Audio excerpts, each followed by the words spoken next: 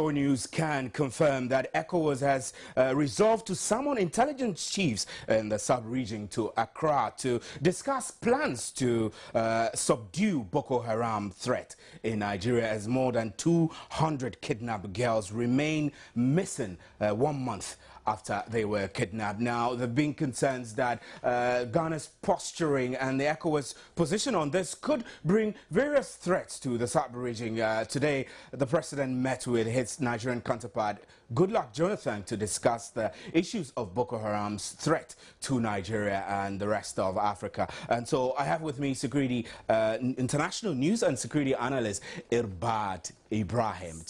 How are you, sir? I'm doing great. Now, it's always a pleasure being here. Yes, it's great to have you always. Now, here we are confronted with a very dicey issue. Kofi Annan has raised the need to explore the military option. And it does appear that after the meeting with Goodluck Jonathan, President Mahama and him, representing ECOWAS, have resolved to eliminate the threat of Boko Haram. How is it going to do that? Do you think that the military option is actually the best? Steve, first of all, I would want to be as calm as possible in making this assertion. We have understudied the permutations on the ground. Ghanaians should fall asleep and leave their gates ajar. There is no possibility whatsoever that Boko Haram may make an incursion into Ghana. I'm particularly surprised with the flurry of apprehension here and there, but it's quite understandable. We swallowed a very bitter pill last September when one of our illustrious sons was caught in the crossfire when Al-Shabaab carried out a bold cross-border attack into Kenya. But Steve, I don't think any parallels can be drawn between Al-Shabaab and Boko Haram, and we'll go into the details later. But first of all, I think I'm particularly impressed with the sheer magnitude of international support for Nigeria. But I think what Nigeria needs now has nothing to do with numerical strength to anticipate the deployment of ECOWAS forces, in which case Ghana may be part of the contingency, and the fears of people that there could be a backlash would result. I don't think at this moment that the Nigerian military needs any help in the form of deployment. What it needs now is technical assistance. What kind of technical assistance? When I say technical assistance, I want to accentuate it as much as I can. The main problem with the Nigerian military now, Steve, is its inability to strike Boko Haram with deadly precision. And therefore, I think if the necessary technical tools are given them, they'll be able to make this a domestic if you say the inability of the Nigerian forces to strike Boko Haram with deadly precision, what you're insinuating is that a military option is the way out. I mean, Boko Haram has to be attacked militarily. Yes, Steve, that's the solution. Steve, we've said not strategic communication, no longer engagement. We've said time and again that Boko Haram today was not the nascent budding insurgency. You and I have our favorite, expression. In 2009, it has evolved. It has mushroomed into splinter groups. So therefore, I think currently, just as Kofi Annan has said, I speak to Ghanaian journalist Justice Adeboy, who works with Chinese news agency Xinhua. He is covering the World Economic Forum in Abuja. Joins us on telephone now. Justice, thanks for joining us on today's big story. You're welcome. Steve? Yes. Yes. How are you doing, Ghana? I'm fine, thank you. And we're worried, I mean, here in Ghana, particularly because now it does appear that ECOWAS and Ghana, of course, Ghana's president is ECOWAS chair, has agreed with its Nigerian counterparts to now put in place strategies to eliminate Boko Haram. We're looking at security at Abuja right now at the World Economic Forum. What can you report from the last time we spoke to you? What has been the update on the ground about security arrangements as heads of state arrive and perhaps some leave? Okay. Let me start by commenting on the first part of your question, which spoke about the agreement between the president of Ghana, who is the chairman of ECOWAS, and then his Nigerian counterpart, Goodluck Jonathan. You will recall that when the Liberia Civil War started, it took the leadership of Ghana and Nigeria, then under Jerry Rawlings and Ibrahim Babangida, to, as it were, keep the rest of ECOWAS in line to establish ECOMOG, which has become the basis of ECOWAS's intervention in such civil in the strife sub-region in other countries. Okay. Now, this is the kind of leadership that members of the Ecowas community have been looking for. Right. And so when you see the two leaders agreeing today to tackle the issue from sub-regional level, then from the perspective of a journalist covering the conference, that it is top-notch, it's good enough to assure everybody participating, heads of state and journalists, that everything is under control? In fact, yes. The expression on the faces of all delegates you see around is one of satisfaction, because the concerns that we had before coming in, and then listening to the assurance that the Nigerian president gave before the conference began, when you come in and see the security arrangements in place, you will just feel a sigh of relief. Right. So just as this decision, this agreement between ECOWAS, the chair, and Nigeria, what is the Nigerian press saying about it? I mean, we in Ghana think that the action is a bit too late, but, well, nonetheless, like you said, we require leadership in tackling the Boko Haram threat head on. What are the media reporting in Nigeria about this? Right. The Nigerian media are taking it with some, you know, uncertainty, trepidation. Yes, uncertainty, because as I spoke to you the other time, they actually don't understand why leaders would sit down for this particular, you know, situation to degenerate to this level before rising up to take action. Right. Right, Justice, we'll come back to you, but we'll bounce to the studio. And but Justice raised two key issues. The issue of the formation of ECOMOG from the time of the crisis in Liberia, and the need for an ECOWAS emergency response kind of force to deal with crises that erupt in the region. So he mentions that there was need for demonstration of leadership. Would you say that what ECOWAS has lacked in the response to the Nigeria Boko Haram threat has been lack of leadership? But when you critically peruse history and the history of the turmoil in Sierra Leone, you realize that the 1999 intervention by ECOMOG did not really end the crisis. There was spillover acts of violence until we entered the millennium period. And therefore, I think the situation in northern Nigeria is not as precarious as we had on our hands in the 90s in Sierra Leone.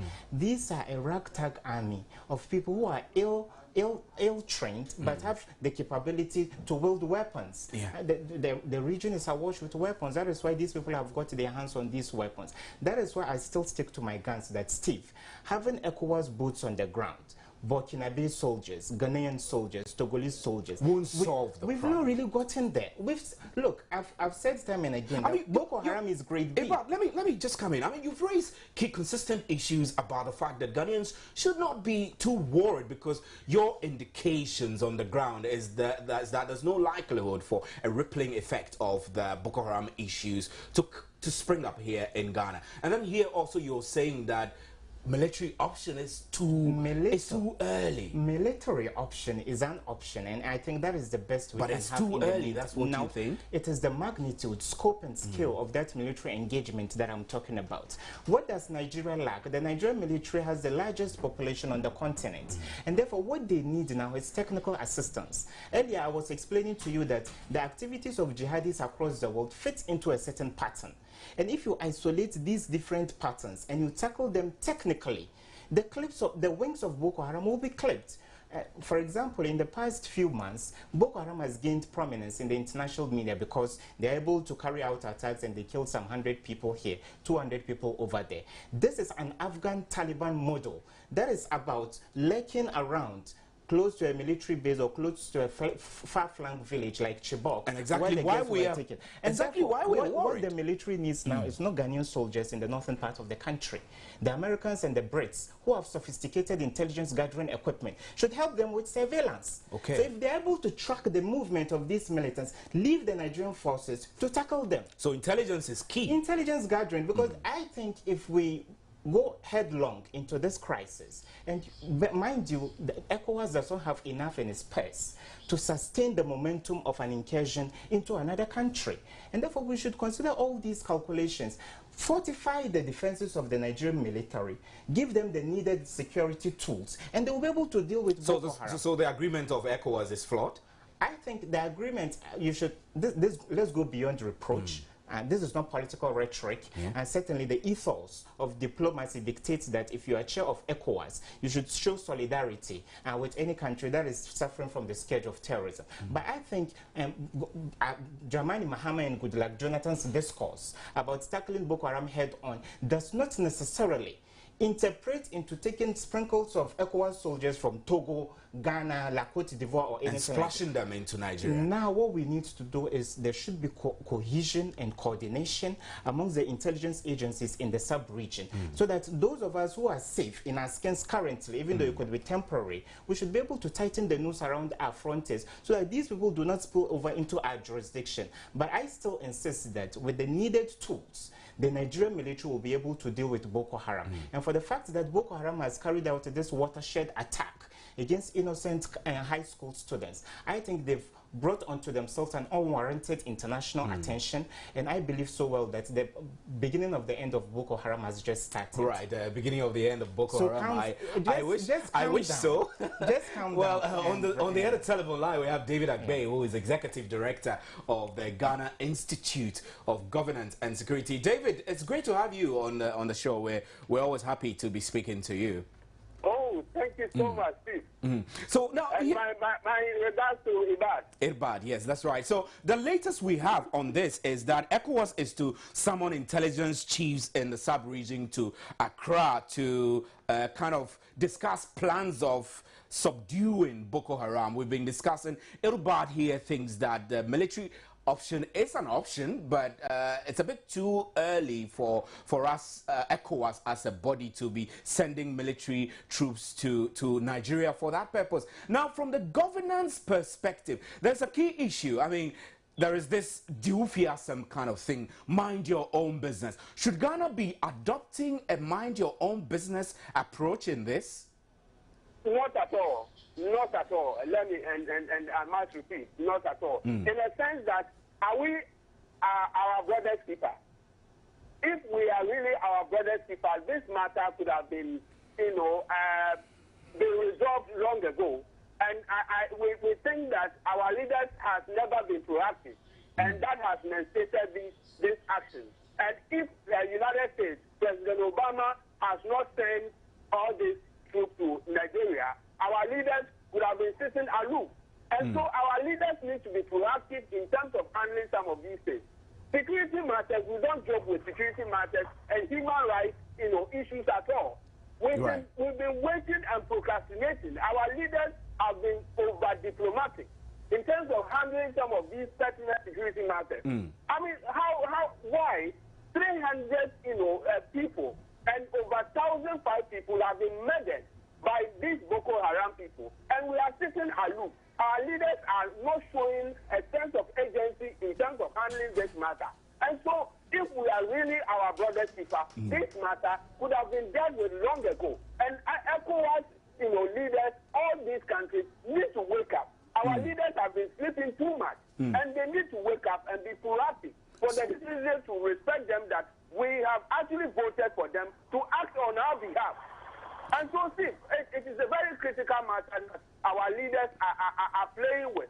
Yeah. This is a very critical matter that they need to wake up from their slumber. I see, David, you're very emotional about it because it involves lives. I mean, these 300 girls, like Irbad said, we can't find them, and any action could lead to death, some of them dying, and possibly we might not find them. But I mean, to suggest that the action came too late, is it not better late than none at all? ECOWAS is now agreeing to put in place contingency plan and action to subdue Boko Haram. This should be good news.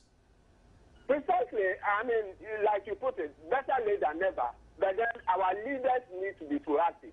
They shouldn't wait till somebody come and slap them before they wake up. Some of these things, they need to actually, wake up long ago and be able to predict and foresee certain things. That is leadership quality. Ability to foresee certain things that ordinary people will not be able to see. And so, I mean, for how many, this Boko Haram incident started as far back 2000. 2002 and then reinstated in 2009. So now, we've not been able to deal with this matter, and they are killing innocent people. Over 1,005, and now I have abducted 300 students. Very sad. For what reason do our people need to wait till this time? Very sad indeed. We need to actually respect human rights. That's right. So, David, I'll pause you. And Irbad, you want to quickly react to David? I mean, the leaders have not been proactive. Is that what it is? I think, you know, when it comes to the issue of proactiveness, everybody knows that Africans always drag our feet until things spiral out of control. That is when we take a plunge into crisis anywhere on the continent. I think that Boko Haram will be dealt with, and in a matter of months, Boko Haram will be defeated militarily, given the kind of, you know, attention from the international community.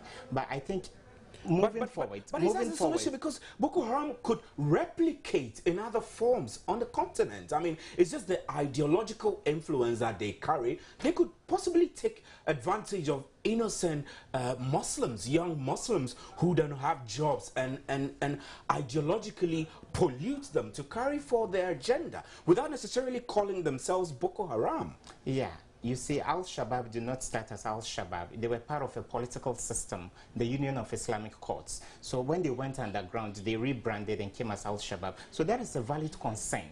But the point here is, let's use this Boko Haram issue as a template to solve any further insurgencies that may crop up on the continent. Yeah. I think the colleague on the phone mentioned the issue of early warning systems. You should be able to predict how things will mushroom into in the next few months or few years. But I think that Boko Haram has been drawing from the pool of young, impressionable young people, not only in the northern part of Nigeria, but their ethnic group who are across the border in Cameroon. The current leader, Abubakar Shekau, is not a Hausa man, he's not a Fulani, he's a Kanuri. And therefore, it is understandable that there could be spillover effects because we are talking about radicalization.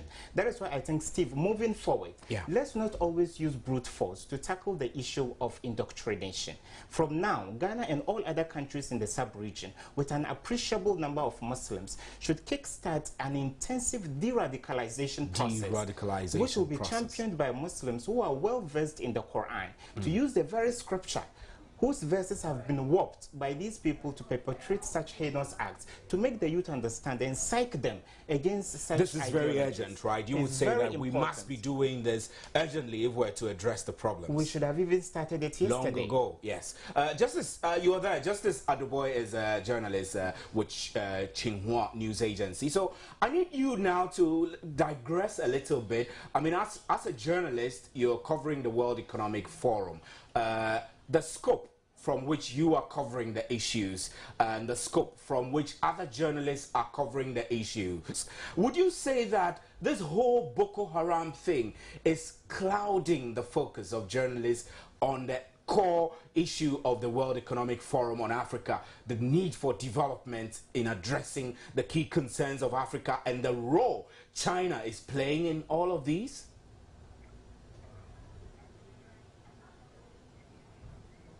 Initially, there was that fear that if care wasn't taken, the Boko Haram issue would, you know, cloud out and then crowd out the core issues of, you know, inclusive growth and job creation and so on as the conference, the forum wishes to tackle. However, you would see that there is a clear direction on the part of the organizers.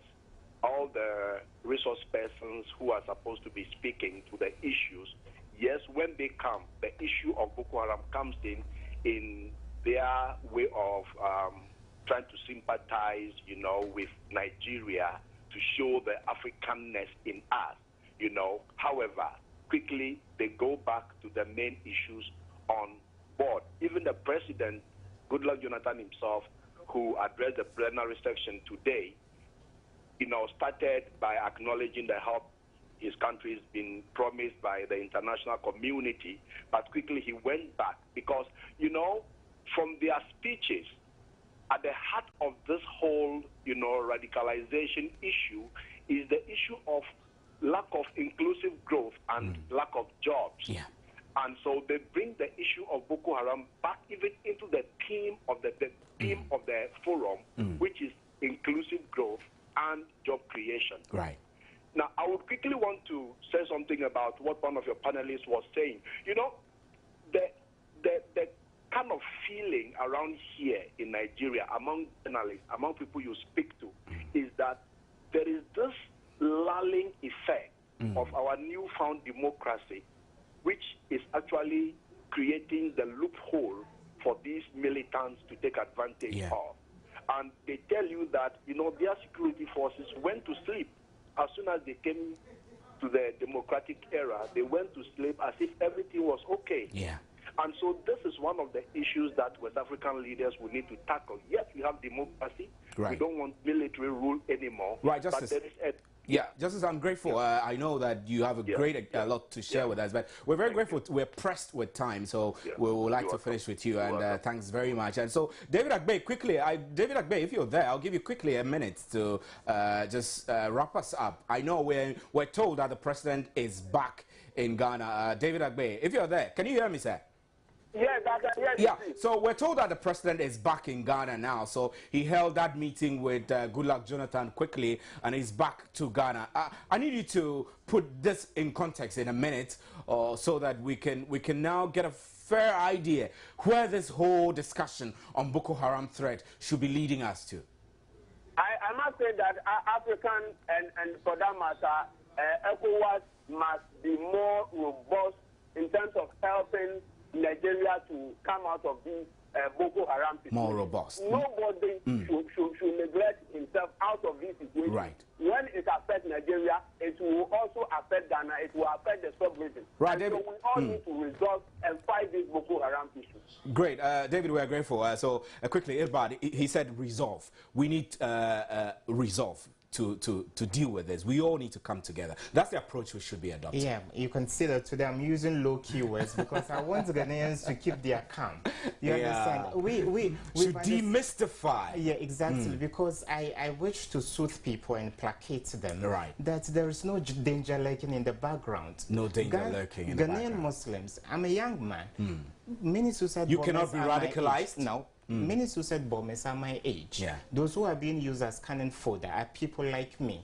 And I have told you the Ghanaian Muslim is different from what we are seeing in the northern part of the country. Right, but so the best way to fight a potential contagion of this Boko Haram menace is to deny it the conducive environment. To create jobs for people. There shouldn't be marginalization or alienation of any people. But most importantly, let's keep down our nerves. Keep down our nerves. That's what Irbad is telling us. And we must say that President John Dramani Mahama is in town now. He went to Abuja today to confer with his Nigerian counterpart, President Goodluck Jonathan, on behalf of ECOWAS, to come up with a solution to the Boko Haram crisis there. You must know that the World Economic Forum on Africa is still ongoing in Nigeria. My name is Stephen Enti. That's how we wrap on today's big story.